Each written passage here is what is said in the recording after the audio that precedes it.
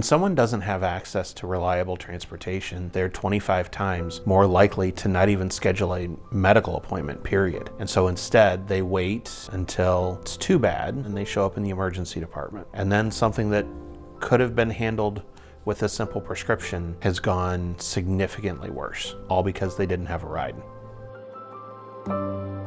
I was a librarian for 33 years. I love to play with my grandkids. And she's got a 1 and a 2-year-old right now that are just so fun, so sweet. I learned about CTN through the nursing home I was in. I had been in a home for like 3 months and needed to go home, and we were trying to track down a way to get me home. We tried several companies and they were just too expensive. I thought, I can't go home. I have to stay here. We called. They were just so kind and it was no problem. We love having Nana at home with us. She started getting real sick and she lived on her own, and I would make the 30-minute drive to her house multiple times to check on her and help her with what she needed. So she came home to us with our 2 children, and it just makes it so much easier. I can check on her and have peace of mind. I worked in healthcare as an executive for many, many years, and the last 30 years or so, I didn't have a lot of contact with the patients that we took care of. When I retired, I learned a little bit more about what CTN was all about, and I saw that they provided an incredible service. At its core, CTN eases the burden of transportation. We are working every day to support especially low-income seniors and people with disabilities who lack transportation access to healthcare resources as well as employment. And we work to show up every day to make sure they get where they need to go on time and safely. I get appointments at doctors, and then we come home and Corrie says, call.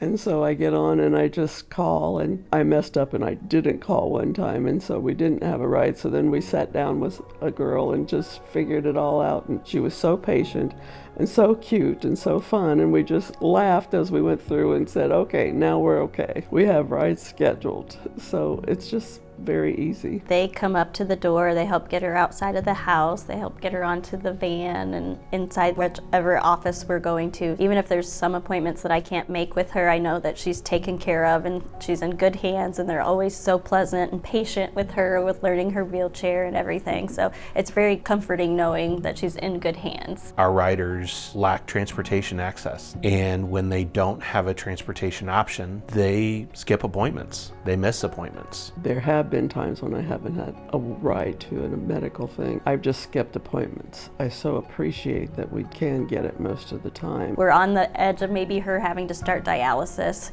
so I really want to keep up on her medications and her appointments to try and keep her from not having to go on to dialysis. And if we have to miss an appointment, sometimes it's really hard to reschedule. It could be a month down the road, and I just don't like missing those checkups just because we want to keep her right where she's at and not let her get any sicker. So it can be very concerning. I have many of them tell us that they're so thankful that CTN is there for them, because before they would have to call people or their families. Many of these people don't have families that live in town or are close by, and so they struggle a lot. She was very independent before. Just in a few months she lost the ability to walk, and things turned drastically, and we didn't have much help on what services were available, and we didn't just have the money to buy a wheelchair accessible van. This has just brought peace of mind to us. I can't imagine how many people out there don't know about the service. I did everything for so long, and then I'd lost the ability for a while, and now I'm gaining it back slowly. You can't even imagine that can happen to your body. This past week she went to an ultrasound for the first time by herself. We had no worries, and she just left and came home and was happy as could be, and there was no concerns or anything, and it does help her feel a little more independent. It makes me feel more alive, really. If somebody has to do everything for you, you start feeling hopeless. That appointment, I felt like, oh, I'm doing this all by myself, and I can even go over here and get me a pop. I got a pop out of the vending machine all by myself. When I get up in the morning to go to CTN, I look forward to driving